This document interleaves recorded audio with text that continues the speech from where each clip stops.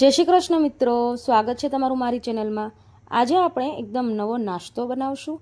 તો નોર્મલી ઢોકળા તો આપણે બનાવતા હોઈએ છીએ, પણ આજે આપણે બનાવીશું ચીઝ ગાર્લિક ઢોકળા।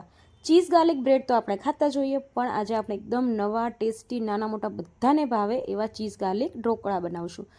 તો મારી ચેનલમાં પહેલી વાર આવ્યા છો તો ચેનલને સબસ્ક્રાઇબ કરી લેજો, જેનાથી તમને દરેક આવી નવી રેસીપીના નોટિફિકેશન મળતા રહે। તો ચાલો રેસીપી શરૂ કરીએ। તો ચીઝ ગાર્લિક ઢોકળા બનાવવા માટે સૌથી પહેલાં એક બાઉલમાં આપણે એક વાટકી રવો લઈ લેવાનો છે। આપણે જે ઝીણો રવો હોય એ લેવાનું છે। જો તમારી પાસે ઝીણો ન હોય તો મિક્સીમાં થોડુંક જાડા રવાને પીસી લેજો, એટલે ઝીણો થઈ જશે। હવે આપણે એક વાટકી એમાં દહીં એડ કરશું। દહીં થોડુંક ખાટું હશે તો ચાલશે, બહુ ખાટું દહીં આપણે એડ નથી કરવાનું। સાથે અહીંયા આપણે જે વાટકીના માપથી દહીં લીધું છે એ જ વાટકીના માપથી એક વાટકી પાણી એડ કર્યું છે।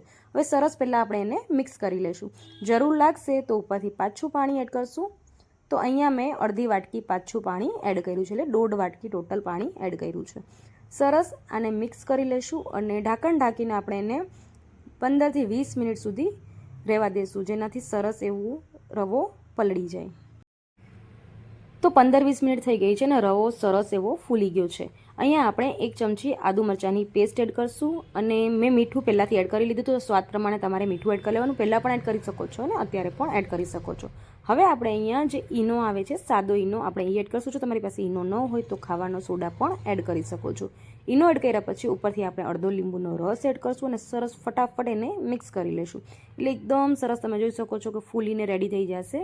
હવે આપણે જેમ ઢોકળા બનાવીએ બિલકુલ એવી જ રીતે ઢોકળાની ટ્રે લઈ લઈશું અને એને આપણે તેલથી ગ્રીસ કરી લઈશું અને ઢોકળિયામાં આપણે એને મૂકી દઈશું। તો તમારી પાસે જેવો બી ઢોકળિયા હોય એવી રીતે તમારે મૂકી દેવાનું। અહીંયા મારી પાસે ડબલવાળું છે, એટલે હું બંને ડીશમાં એડ કરીને એને આપણે 15થી 20 મિનિટ સુધી લો ફ્લેમ ઉપર થવા દઈશું, એટલે જેમ આપણે ઢોકળા બનાવીએ બિલકુલ એવી રીતે જ બનીને રેડી થઈ જશે। તો સાંજે નાની મોટી ભૂખ માટે કે પછી તમે સવારે નાસ્તામાં, રાત્રે જમવામાં પણ આ ઢોકળા બનાવી શકો છો। ખૂબ જ ટેસ્ટી બને છે, બાળકોને ભાવે છે અને આવી ગરમીમાં કંઈક ફટાફટ બનીને રસોડામાંથી બહાર નીકળવું હોય ને તો આ રેસીપી બહુ બેસ્ટ છે, બધાને ભાવે એવી। તો એકવાર જરૂરથી ટ્રાય કરજો। ઢોકળા આપણે મૂકી દીધા છે, 15થી 20 મિનિટ આપણે એને થવા દઈશું એકદમ લો ફ્લેમ પર અને ઢોકળા આપણા થઈને રેડી થઈ ગયા છે। હવે અહીંયા આપણે ચીઝને ઉપરથી ખમણીને એડ કરવાનું છે। તમે ડીશને બહાર કાઢીને પણ એડ કરી શકો છો અને આવી રીતે પણ એડ કરી શકો છો। ચીઝને આપણે સરસ એવું ખમણીને એડ કરશું અને ગરમ ગરમ ટ્રે છે એટલે ચીઝ સરસ મેલ્ટ થઈ જશે, તો ગરમમાં જ ચીઝ એડ કરજો। તો તમે જોઈ શકો છો આપણે ચીઝ એડ કરીએ છીએ અને ચીઝ સરસ એવો મેલ્ટ પણ થતું જાય છે।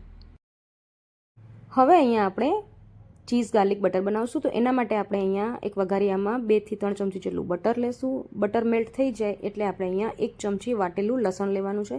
લસણને સરસ આપણે વાટી લેવાનું છે અને સરસ એવું લસણ સંતરાઈ જાય, એનું કલર ચેન્જ ન થવું જોઈએ, બસ થોડુંક સંતરાઈ જાય એટલે આપણે એમાં એડ કરી લઈશું અડધી ચમચી ચીલી ફ્લેક્સ, સાથે થોડીક આપણે અહીંયા કોથમીર એડ કરશું। જો તમારે ઓરેગાનો એડ કરવો હોય તો તમે એ પણ એડ કરી શકો છો। ગેસની ફ્લેમ બંધ કરી દઈશું, સરસ એને મિક્સ કરી લઈશું। હવે આપણે જેમ ઢોકળિયામાં વઘાર કરીએ એવી જ રીતે ચમચાની મદદથી આપણે 1-1.5 ચમચી ટ્રે ઉપર નાખશું અને સરસ એને ફેલાવી લઈશું।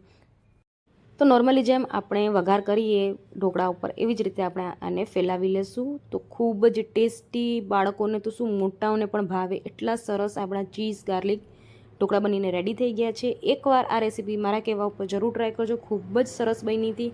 અને હા, તમને આ વિડીયો કેવો લાગ્યો મને કોમેન્ટ કરીને જરૂર જણાવજો। વિડીયો ગમ્યો હોય તો લાઇક અને શેર કરવાનું જરાય ભૂલતા નહીં। ચેનલને સબસ્ક્રાઇબ કરી લેજો, જેનાથી તમને આવી દરેક નવી રેસીપીના નોટિફિકેશન મળતા રહે। તો ચાલો મળીએ નેક્સ્ટ વિડીયોમાં નવી રેસીપી સાથે।